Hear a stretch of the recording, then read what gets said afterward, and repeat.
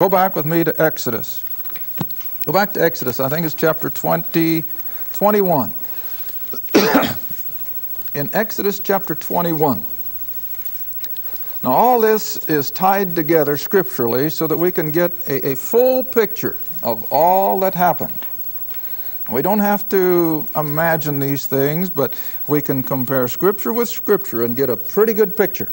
All right, in Exodus chapter 21, now this is just after the law was given in chapter 20, and we have a set of rules and regulations, not concerned with the Ten Commandments per se, but that was part of their civil law.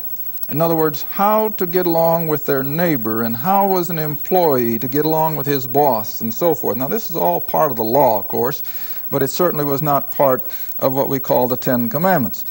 Now in Exodus 21, verse 1, now these are the judgments which thou shalt set before them. Now God is speaking to Moses, and this is what he's supposed to pass on to the children of Israel.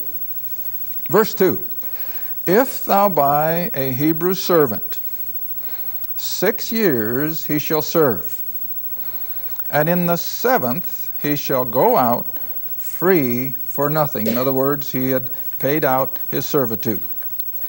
Verse 3, if he came in by himself, in other words, if he came in as a single man, he shall go out by himself, alone. If he were married, that is, when he came into servitude, he brought a wife with him, then his wife shall naturally go out with him. Verse 4, if his master have given him a wife, in other words, he came into servitude single, but in that period of time of 6 years, he got married. All right, if his master have given him a wife, and she have borne him sons or daughters, the wife and her children shall be her master's.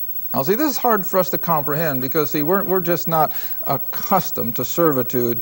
But Israel's servitude was certainly not like the awful slavery of our bygone days. Israel's servitude was certainly under the auspices of the law, and everything was treated equitably. But yet we look at this and we say, well, what's equitable about this?